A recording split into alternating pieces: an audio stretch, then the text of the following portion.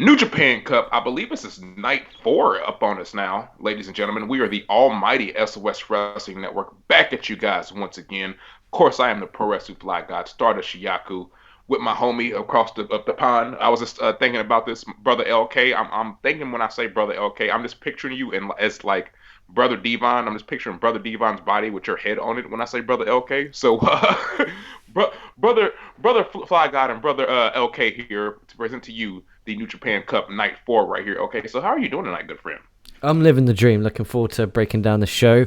Apologies, the time zones have just really been fucking us in the ass. Really difficult, really hard.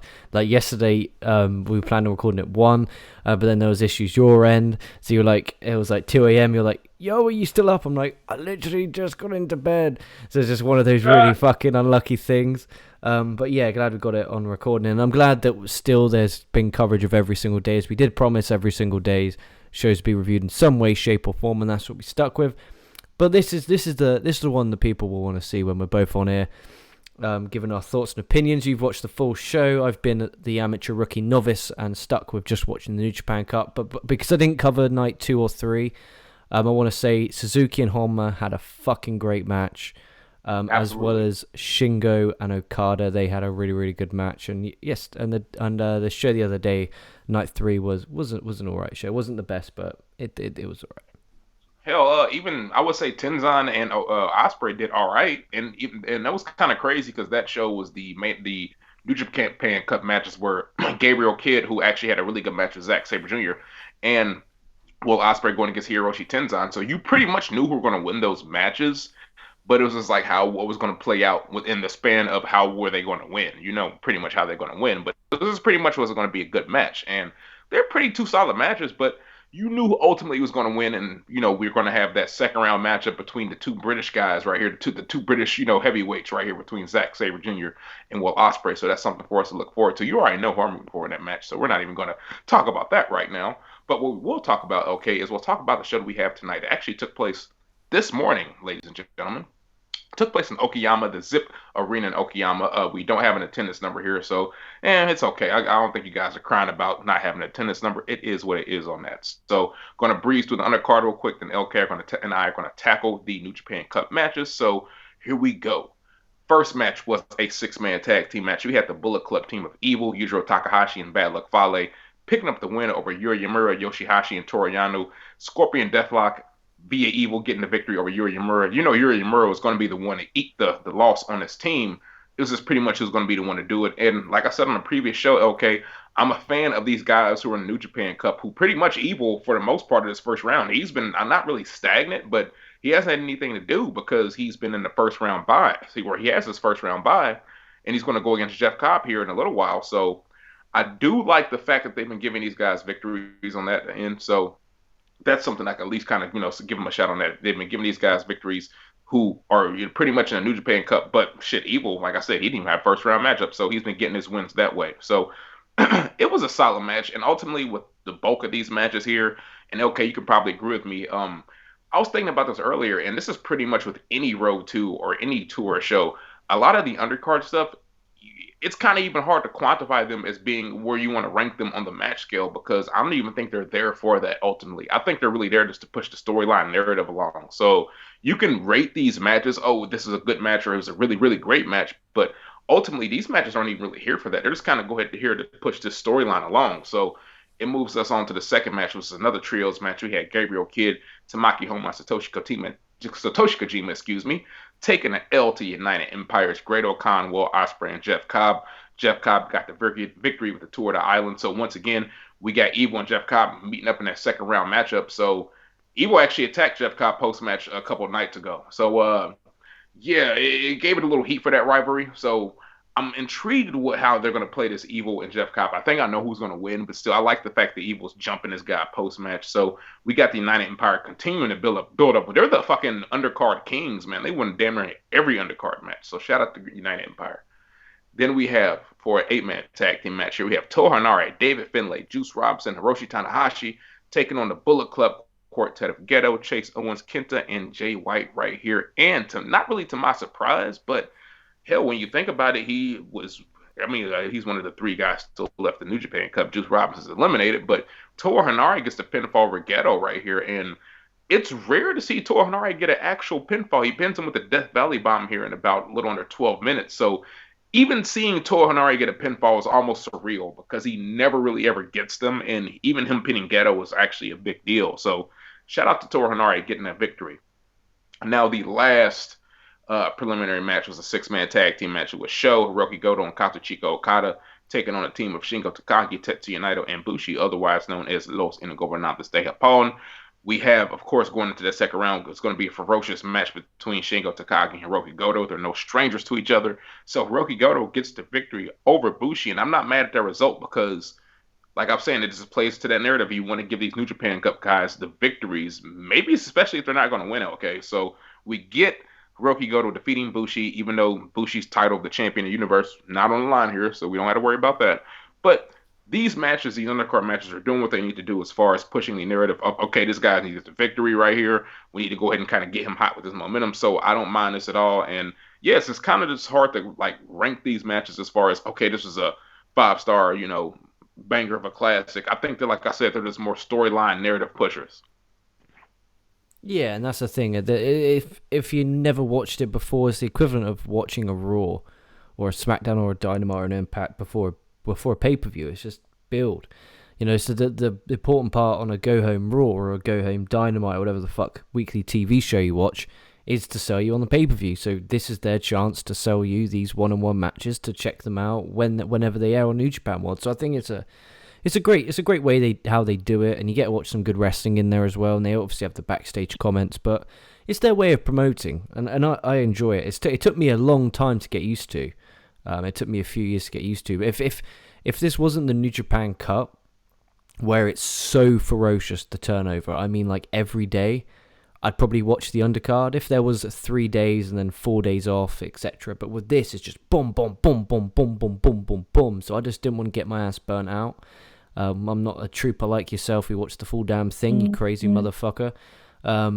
Honestly, I hadn't heard that in a while. The vibrate, I love that. That's so old school. To anyone who's watched it, listening, who's a really old school fan, of a long term listener of the show, Dion's phone vibrating live on air is just one of those magical things. And I had to put that bad boy on silent once that happened because I was like, oh shit, I'm not secure right now. So let me go put that bad boy on silent. But yeah, okay, I think that's actually a really good comparison, comparing a lot of the undercard stuff, no matter the tour, to a Monday Night Raw, because that's essentially what it is, or a SmackDown or AEW Dynamite, whatever you may watch. It's like you said, it's the build. So it's building on what we got next, and they're just doing it in a different format than what we do over here in the Western side of the world. So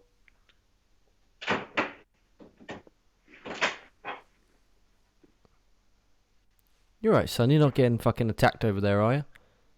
no, I just had like a intruder enter the room. That's all. Alright, wicked. Just making sure you're getting fucking mugged there. Just just like shit. Fucking you're about to fucking get fucking. I'll be live on air and I'll be fucking questioned by the FBI and CIA, asking why the fuck were you on air, and then all of a sudden, oh good grief. But yeah. Okay, I promise that will never happen. I promise that will never happen. No, I just one of the cats that sometimes with us, like, even though the door is closed, he's just like, no, I'm just gonna barge in this whenever I feel like it. Magical. I was just making sure you're right, because it's a bit scary watching. I've been watching fucking Homeland on Netflix, so anything fucking shits me up. Hey man, all it means is you're just aware. Anytime you hear something, you're just, hey, what is that? Yeah, it's great. I'm gonna be paranoid as fuck by the end of this fucking TV show. Fucking, it's one of those where I know it's doing damage to me, but it's so fucking great. I'm gonna keep on watching. It's similar to the New Japan tour we just watched, where it was doing damage and I was losing faith, but we're at the New Japan Cup and it's like, okay, cool. We can kind of gather our thoughts. But speaking of that, let's get to our two beautiful New Japan Cup matches, featuring one of our boys who. I say, should we say before we get to it, Sanada, before we get to the actual match, I think Sanada's redeemed himself from fucking making me miserable heading into the New Beginning show with that terrible build of Ibushi. Good job, Sanada. But let's get to these two matches. What's fair to him before we even get to that main event, I don't know if you will even agree with me on this. Okay, the small things that Tomohiro Ishii and Sonata have been doing on the build coming up to this match, more intrigued than the build that he and Kota Ibushi had because Ishii was able to goat Sonata into attacking him post match was as uncharacteristic of Sonata. So it's just like I'm intrigued because you get Sonata to do stuff he doesn't usually do. So yeah, I was like, man, this is more intriguing than the title match. Is that bad? I was like, wow, is this because we don't know who's going to win. But in a match we probably did know who's going to win. Unfortunately, we have not really unfortunately because you know what, you have stuff like that. We had in the first round New Japan Cup match, we have Yuji Nagata taking on Yota Tsuji right here. So this match was, and he actually defeated him here in about 13 minutes and 20 or what 42 seconds. Did Yuji Nagata defeated him with the backdrop hold. Honestly, this was a good bit of wrestling here. It told a simple, effective story. You had Yota Tsuji getting his fire up spots as a young lion. You knew ultimately who was going to win this match, but still, I think this was a very, very solid match, and Yuji Nagata can still fucking go. So I thought this was pretty damn solid, actually. Yeah, I'm the same. I really enjoyed it because I'm back to taking notes. So I gave it 2.5. I thought it was really fucking, just really solid and really good. I really enjoy Nagata because we don't see him very often in New Japan, so it's good seeing him in here. Good seeing him getting a win as well. And the last time I think I saw him was the Giant Bubba Memorial Show, which I don't think we're waiting until next year to cover. Do a double taping of that. We're gonna do a double taping. We'll do Giant Bubba Memorial 2022 and 2021 as well. That's probably the last time I fucking caught eyes on the guy. So it was great seeing Yuji Nagata again. But yeah, Tsuji, I loved, like you said, his young lion kind of spirit, which I enjoyed, encouraging Nagata to kick the shit out of him a few times. I also love the spot he does where he does that running swanton and then gets up, misdirects and hits a running splash. I thought that was a really, really nice little thing that Tsuji does. But yeah, I enjoyed Nagata, like I said, got the one in the bridge backdrop. It was just a fun match. I didn't have any expectations heading in. I don't think Tsuji's the best young lion that they got. But in the end of the day, he's the guy who fits the weight class, so makes sense. But it was very fun. Tsuji had a good account for himself. Nagata's always solid. Always rely on a good, solid match with Nagata. So it's, yeah, 2.5 I think is fair. And that's also pretty damn entertaining stuff. Absolutely. I honestly think the best young lion over there is Gabriel Kidd. This is my opinion, but Oh, what I about digress. Clark Connors though over in New Japan Strong? He's fucking killing it, isn't he? He's good too. He's very good. Like you can make your argument for either one, man. Like young lions are pretty damn good right now. So shout out to the young lions, man, especially the ones who are actually able to make it to this New Japan Cup. But we're talking about two guys in the main event who are not young lions right here. So like we said, we got Sonata taking on Tomohiro Ishii, and LK and I, we definitely have complained about the way Sonata has been booked. He's almost kind of been booked like a new Hiroki Goto to the fact that maybe some people don't even care about Sonata no more. That's really how they booked him. It's just like you don't essentially think he's going to win any big title match. This is like he's more of an underdog than Yano is going into like a heavyweight title match, which is crazy when you really think about it on paper. So the record between these two guys, and when I'm going to try to do a better job of looking that up before these New Japan Cup matches are like the previous record between these guys wrestling. Sonata beat not Hiroshi Tanahashi. He beat Tomohiro Ishii here at G126, but Ishii won in the New Japan Cup in 2017, and he won in G128. So Ishii going into this match is a 2-1 record against Sonata. So that when you look at the records on paper too, it's kind of always something to like, all right, it's kind of something you got to have in the back of your mind because when you think about it, it's like, all right, are they gonna have Ishii go up on Sonata 3-1 right here, or are they gonna try to have him even it up the score and be a 2-2? So when you look at it like that, it's like, I don't know. It's especially with a guy like Sonata, it's really fucking weird. But okay, what we got right here, we got an excellent fucking match right here. This whole match, in my opinion, there are forearm strikes, man. There's so many things here in this match right here. So many impressive exchanges down the stretch, which you wouldn't expect from any high caliber New Japan match, in my opinion. I appreciate though that this match did not end with the skull in, but instead this match ended with the moonsault as it should be because I think the moonsault is honestly Sonata's best finisher, and it's the best way to cap off this match around a little over 25 minutes right here. Solid fucking main event, man, right here. Sonata moves on, and I think this little mini rivalry with Tomohiro Ishii did a little bit to ignite Sonata, and let's see what he can do in the second round. Roger that. This was one of the better matches I've seen with Sanada because, like you said, the build up has been good, and I've seen lots of Obviously, I haven't watched much of many of the undercard matches on the shows, but I've seen stuff on the social medias and the YouTube highlights, etc. So it's been, from what I've seen, it's been Ishii trying to get Sanada to snap, trying to get that kind of actual intensity out of him, and the story was just great. In my opinion, this is the first match I've actually been really looking forward to, as I really enjoy the aspect of neither man affording the loss. But the start where Ishii just getting in his face, that's the thing. When Ishii's shouting at him, I have no fucking idea. I don't speak a spack of Japanese, but I do not know what the guy's talking about. But he's screaming at Sanada. Sanada's slowly getting fucking more and more worked up to the point where he actually does finally snap. And these guys just went on to beat the shit out of each other. They really, really did. And Sanada was aggressive. The crowd responded to it, which was even better. There was no selling of backdrops. And Ishii has this new thing that he does. In every match he does these counter sequences, which are just absolutely out of this world. He did it with Jay White. The counter sequences were just amazing. He did it with here. That were just absolutely amazing.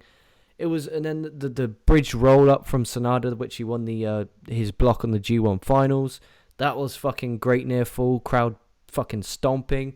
The dirty headbutt from Ishii, and like you said, the moonsault from top getting the win. This was just great. What a bang! If you do the rating, I gave it 4.5. Like just. Oh. This was match of the tournament for me so far. If you're gonna say Suzuki, Honma, or Shingo and Okada, I will not hold that against you in any way, shape, or form. But for me, for Sanada, who a guy who's been coming on here for the last few months, saying that the way his character's been booked, it's very uneventful. I don't really give a shit about the direction that he's going in. But he turned it around here. He owes Ishii a lot. I hope he bought Ishii fucking dinner after this show, because he brought it out of him and he brought his A game. That's the Sanada we want to see. That cold school guy who comes out, he's a cool character, but when the fucking bell rings, he can turn it on, and with the right opponent he can, and he proved it there, because that was really fucking great. Who's Sanada got in the next round? I think he got Nagata. Okay, so it's the winners kind of facing each other. That works, that's cool. But that should be fun. So that's Sanada pretty much through to the quarterfinals then. So that's an interesting one. Who will they face if they get to the quarters, or have you not got the brackets up in front of you? I have the brackets right. I got a picture of the bracket. Let me go ahead and pull that up real fast. So, he goes against Nagata. So the winner of the next couple matches we got, which are the matches tomorrow, the last first round matches, which are David Finlay, Chase Owens, Yoshihashi versus Yujiro, and Toa Hanare versus Jay White. So I think we can pretty much know where they're going with that. Yeah, okay, that's fair enough. That's fair enough. But yeah, it's I'm expecting him to get to quarters and lose. I, for one, was watching this. I think I was rooting for Ishii so much because I just think he's so great and he just never kind of gets these big wins. I think it's strange because he gets booked like Sanada. If Ishii's booked in an IWGP World Title match, you don't actually think he's going to win. You're going to think the match is going to be great heading into it, but you're not actually going to think he's going to win. But the fact that it's crazy. He gets booked the same way Sanada does, but Ishii's universally praised and Sanada's not. It's a crazy one. Man. And Sanada looks like he's going to run into, if he wins this next match against Yuji Nagata, which I expect him to, he's going to run into the winner between Zack Sabre Jr. and Will Osprey. So that's like, and if it's Will Osprey, then I don't know. Both of those matches are really a toss-up, but Will Osprey and a Sanada match I feel is a little bit fresher. So yeah, that'll be great. And there's Osprey. Hopefully Osprey gets the win there, and my pick will win the damn thing. That's the hope. That's the dream. But yeah, what matches we got tomorrow? Let's have a quick little breakdown of matches we got tomorrow. All right, so the New Japan Cup matches we have tomorrow morning are the final first round matchups. We have Chase Owens getting ready to take on David Finlay right here. So I think David Finlay's probably going to get the victory in that one, and the winner of that one pretty much is going to face the winner of Ooh, hold on, let me see. So it's like David Finlay, boom, boom. Oh, so yeah, so the winner of the David Finlay Chase Owens faces off with the winner of the Yoshihashi Yujiro Takahashi match. So, hmm, I think we might get. It's really weird because I don't think we're going to get two Bullet Club guys facing off, but I think we get in the second round. I think Chase Owens and I think Yoshihashi both move on. Yep, I'm saying that too, and I'm saying we could get Yoshihashi in the fucking quarterfinals here. Yeah, Absolutely. I reckon he's going to beat Yujiro, which is good because he can get an established win over Bullet Club after Guerrilla's Destiny fucked him and Goto up, so that's cool. And then hopefully he goes on and he beats either, who was it, David Finlay or Chase Owens. Owens. Chase Owens. Hopefully he beats Chase Owens. Big fan of Owens, but fucking Yoshihashi's the guy. He's the man. I want to see Yoshihashi and Ishii restore that team they had. Because I love Ishii so much, and I love Yoshihashi. Hashi and Go is great. But Hashi and Ishii would be magnificent. I hope they restore that as a team for World Tag League at the end of the year. But yeah, it's a fun show. Jay White will obviously beat Hinare. But I like the fact with this tournament they've had Okada eliminated. They've had Naito eliminated to kind of give those guys time to rest. And what's pissed me off is they're on the undercards. I'm like, fucking take time off. Guys, boys, please. They don't even need to. Yeah, that's a good point, man. I don't know if that's more of their decision or if that's a New Japan decision, but like because it didn't too. I guess when you think about it, guys like that are probably definitely prideful guys, and they want to show up for their fans, and I definitely understand that. But it's like, man, you need to take some time off, especially if you're at a New Japan Cup right now. You know. Yeah, and imagine if they were off for the New Japan Cup and we don't see them again until, say, the finals. They'll be fresh. They'll be fresh for us to watch and be like, oh, I haven't seen Okada in a few weeks. It'll be quite nice. Well, same as Naito. Take some time off because I read, and I don't know where I read it, but I read that apparently Okada's really fucking beat up. Like he's actually really hurt, and I'm hoping he's not on the undercard tomorrow because like we said, I'll be covering the shows solo tomorrow because you've got the full work day where you fucking won't have time to piss or shit, let alone do a show. I'm gonna try and watch the undercard as much as possible. I don't want to see Okada because I don't like. Obviously, adrenaline's going to play over, but I don't want to see this guy get injured for the fucking undercard to build up for shows that he's not a part of in a main storyline. Like, take some time off, fresh the character up. That's one of the biggest problems with Western wrestling, especially WWE, is everyone's exposed all the time. Like, every week they're there. That's why Brock was such a draw. He wasn't there every week. That's why Reigns does such good numbers on SmackDown, because he doesn't wrestle every week. And then when he does, they pop a number. They need to let Okada and Naito, and I get what you're saying when there's pride involved, but then there's also you're a human fucking being, and Okada's got a wife. I'm assuming Naito has two or a husband. I have no idea.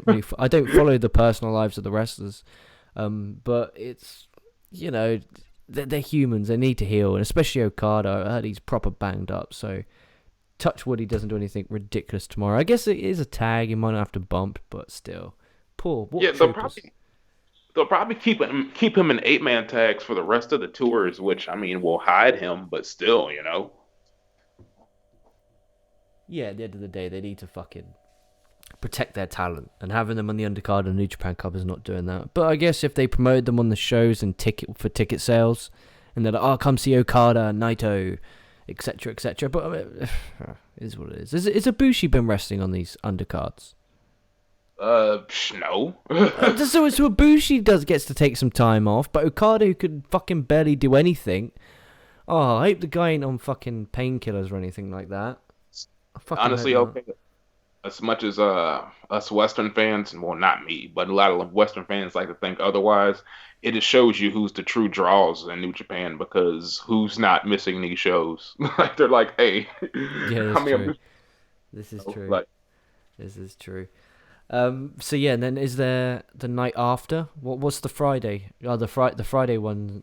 What's the third? Is there a show on Thursday? Is there? I think there is a show on Thursday. Hold on. I think there's a show on Thursday, and then there's a show on Saturday. The show on Thursday, the New Japan Cup matchups are, they don't really because it's going to be second round. Well, I'm looking at New Japan 1972. So if it's the second round of the first round, I got the bracket up still. So it'll be Evil versus Jeff Cobb, and it'll be Great Khan versus Toru Yano will be the matches on the 11th, as far as the New Japan Cup second round. Oy vey. I mean, we that sounds fun. Uh, I mean, Cobb and Evil should be alright. But that doesn't sound like that great. But I'm sure they'll pull something out the bag. Touch wood, because that's the good thing when the expectations are low. It really gives you the chance to be impressed. Like my expectations for Nagata and Tsuji were, they'll have an alright match, and they did. They had a good match, and I came up happy. And they didn't steal the thunder for the main event. It was perfect. Exactly. And as we go along in this tour, okay, the New Japan Cup matches are going to become, the numbers going to dwindle and dwindle because we're getting rid of wrestlers. So, yeah, there's only going to be two New Japan Cup matches on the 11th of March. So that follows that up with the show on the 13th of March. You're going to have Hiroki Goto going against Shingo Takagi here. And like I said, Shingo Takagi is my pick, at least to come out this side of the bracket. So Shingo Takagi is definitely winning that match, in my opinion. So then on the main event of that show, it looks like it's going to be Minoru Suzuki versus Kenta, which is super fucking interesting. Oh, that should be great. Suzuki and Honma, I didn't get a chance to come on here and talk about it. It was magnificent. Yeah, Like honestly, so fucking great. I my expectations were below nothing. Like I was like, oh, cool. They went in there and bless Honma's cotton fucking yellow socks, because him and Naito have just been doing their stuff on the Road to show. Same with Suzuki. He's just been going out there, and we haven't been taking the piss. We'd be like, yeah, cool. Honma's getting his ass kicked, and he went out there and he really fucking went balls to the wall and busted his ass. And I really tilt my cap. I really, really do. And shout out to Suzuki for taking him to a great match as well. But that was just great. And this year has been really great for these veterans. You know, Kojima's going out there having bangers. Tenzon's gone out there and he had a good match with Osprey, like you said the other night. Honma's even going out there and having bangers. It's good stuff to see these guys going out there, getting singles matches and delivering in them, which is just really, really great. well, honestly, okay, we shouldn't expect it any less from Homai and Suzuki because pre-injury, people can remember fucking Homai was putting on bangers with guys like fucking Tamaki, Togi Makabe, and fucking Shibata and Ishii. He's putting on fucking bangers with those guys, and I don't really hear a lot of people saying it, but people are fans of Minoru Suzuki, but I think Minoru Suzuki, in my honest opinion, is one of the greatest pro wrestlers of all time. With his knowledge in MMA and his knowledge in mat-based catch style wrestling, Minoru Suzuki, as far as his in-ring work, is one of the greatest pro wrestlers of all time. Especially when he's on, when Minoru Suzuki is on, and when he's on with his opponent, it's something to behold, and that's what we got over here the past weekend. So yeah, I'm interested to see how Kenta and Suzuki is going to go. I can talk about the second round matches we actually have like lined up because the rest of the first round ain't broke up yet.